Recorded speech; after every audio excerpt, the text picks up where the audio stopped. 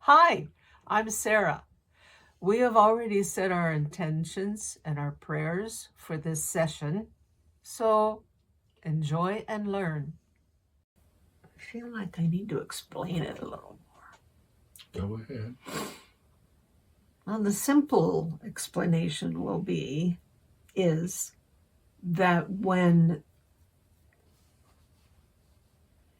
the earth splits, those who are on the peaceful earth, those who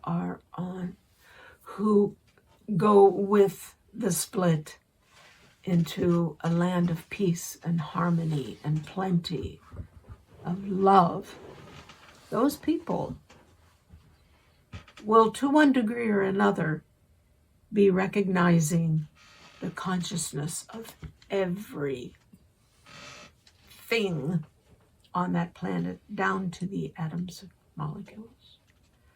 And I say to one degree or another because some people will move there because they're just beginning to understand and grasp it. And others know it and will be there helping others to comprehend, to come to understand that. And at that point, maybe nobody will want to cut into rock and build monoliths. Who knows? The reason for the question, there are finely cut stones in Central America and other places on the earth that mesh together so well that you can't even get a slip of paper between them, and there's no mortar used. I'm trying to determine how that was really done. That's the purpose for the question.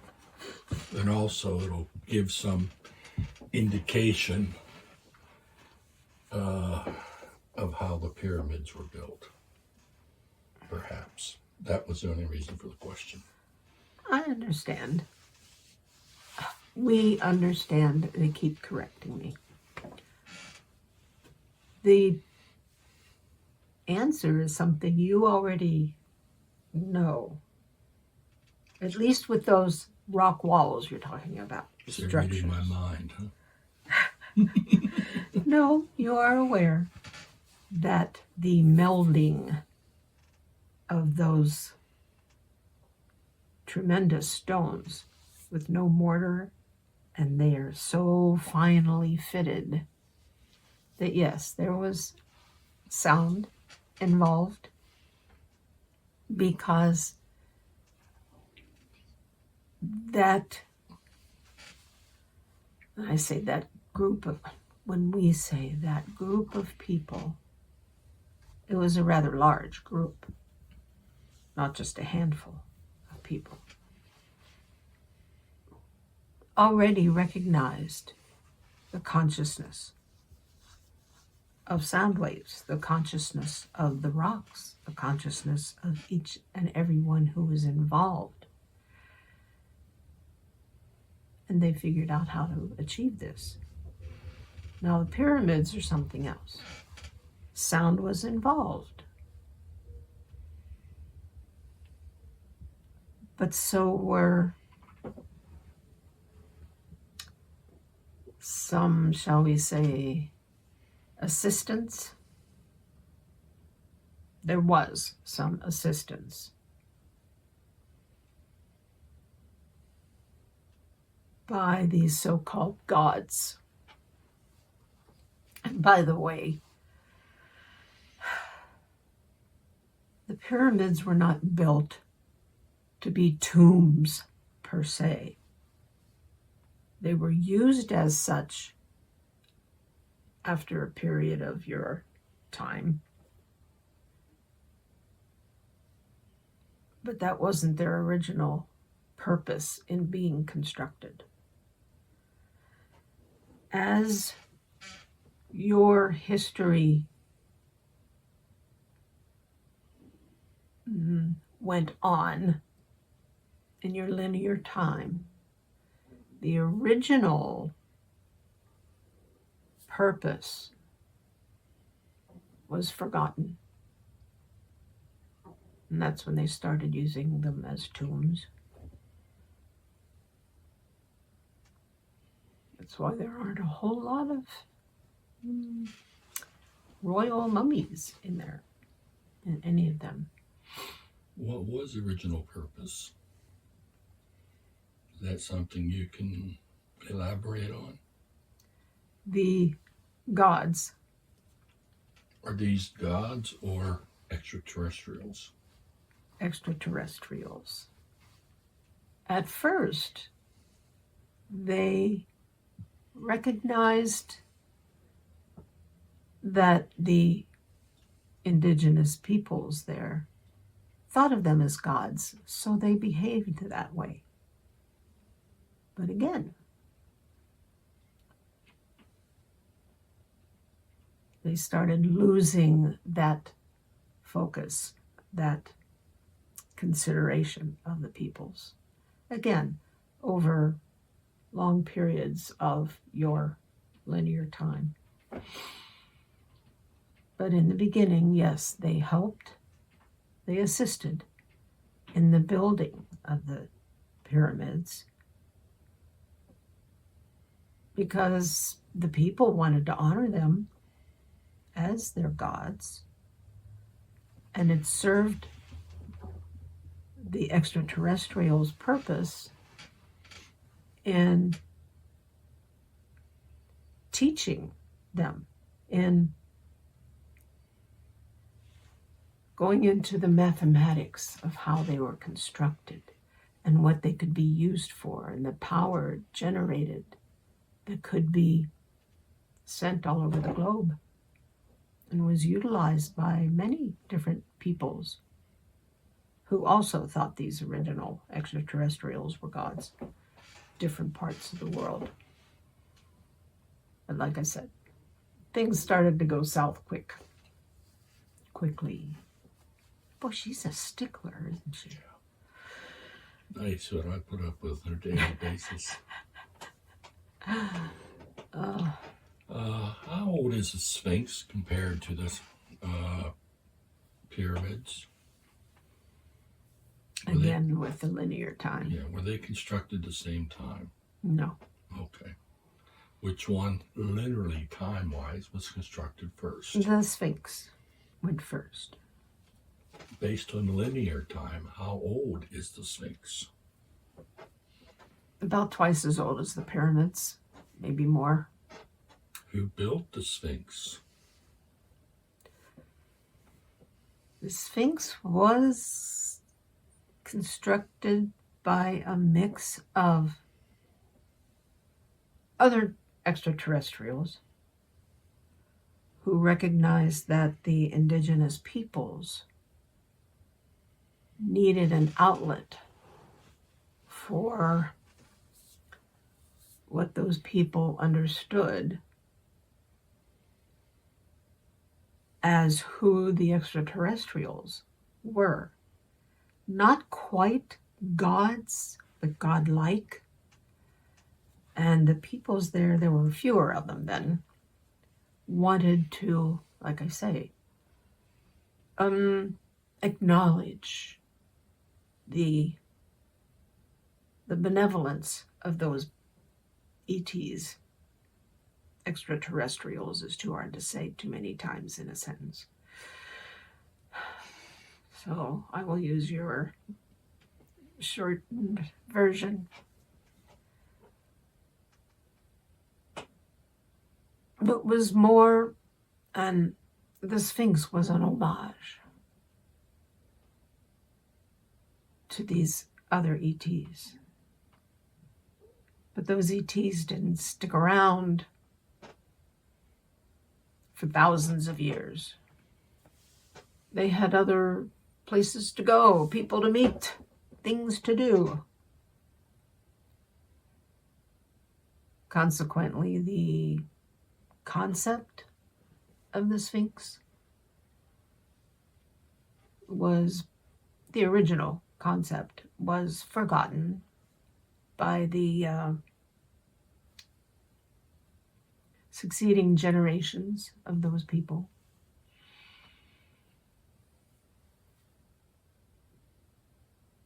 Well, that's basically the answer to your question.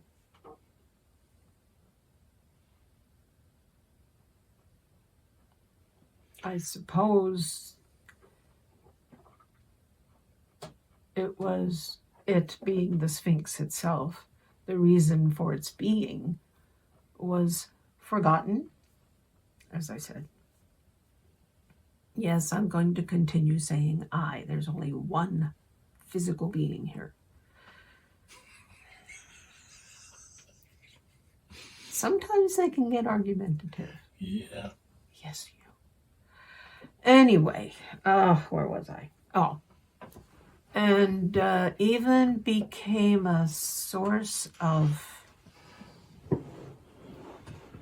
controversy and antipathy? Is that the right word? Arguments between groups of these peoples, to the point where there was a group of them, right as I think it might have even been the first, no, not the first pharaoh, but as the population grew and the recognition that there were higher beings,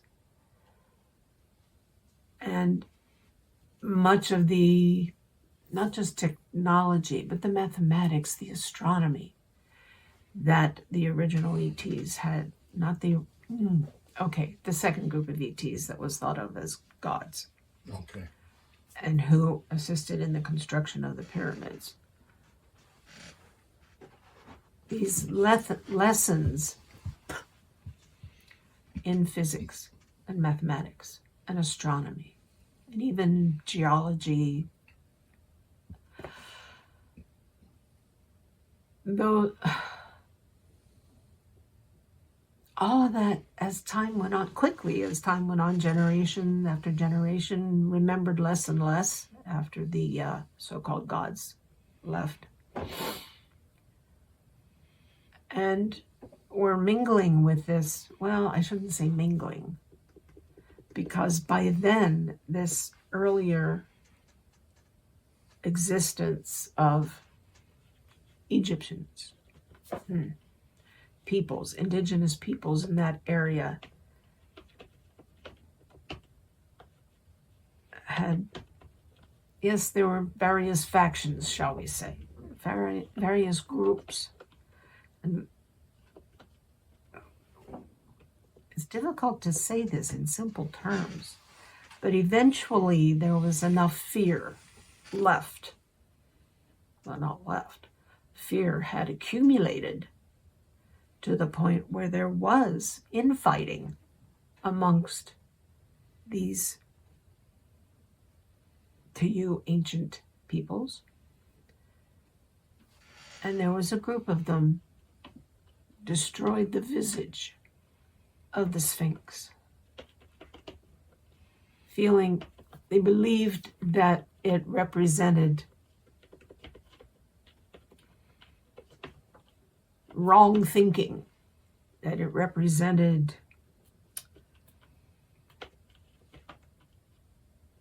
shall we say, an age gone past. It represented the so-called the god, like, the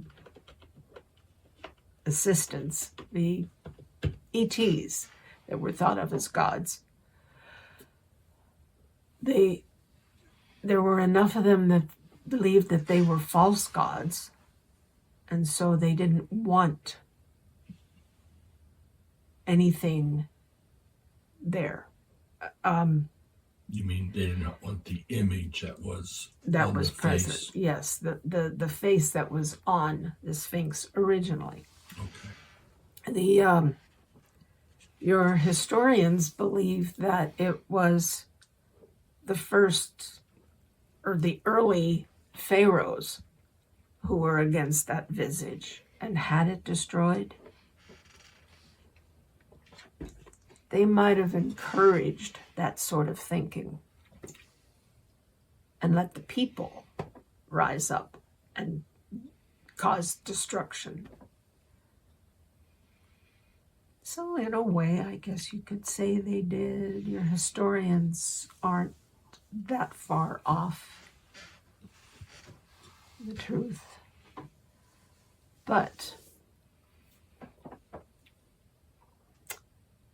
as your archaeologists and other historical experts explore more of the pyramids and the Sphinx, that's going to take a while in your linear way of thinking. But eventually you'll get many, many more precise answers from what is learned from the pyramids and the Sphinx. The important thing to know is that, because you're asking about Gaia's cycles, well, the people on her surface go through cycles where they know things, then they forget them, then they get all angry and fearful. And then they come around and start to understand again, and they get a little more enlightened.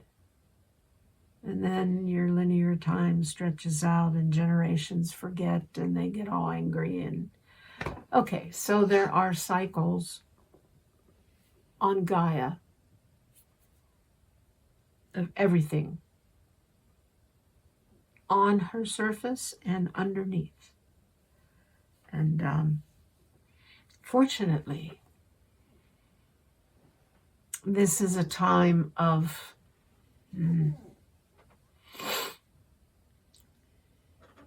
gaining more knowledge, growing spiritually, and that eventual split to where there's a new earth and the old earth. And the people who violently disagree with letting go of fear, of getting to know your true self, those people will be on the old earth. And those who are like yourselves, searching, learning, exploring, wanting to know these answers, we will be on the new earth. Again, it's not going to happen overnight. That was a bust. Anyway, but it will come about.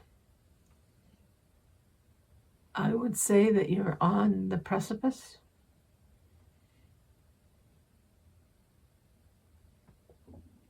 So continue your meditations, your seeking answers, your inquiries,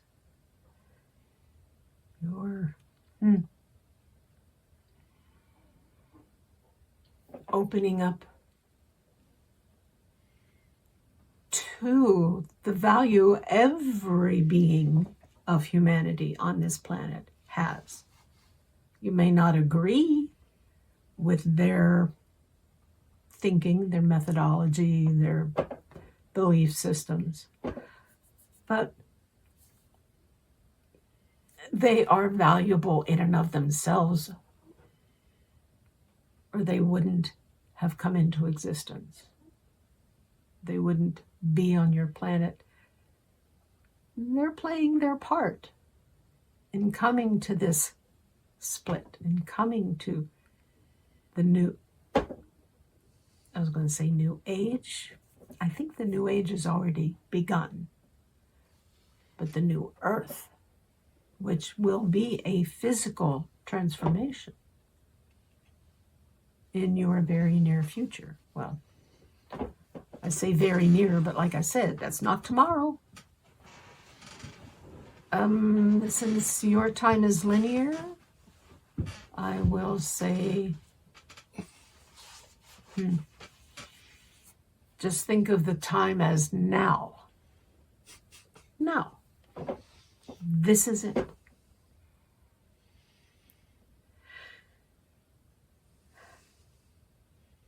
Your language is really difficult to fully express what I'm trying to say. I'll be glad we no longer have that in the way. Handicap? Yes, there we go. And I'm not talking about golfing. Time for more questions? Maybe, yes. Let's try. What was the original face of the Sphinx? It was the interpretation of what the peoples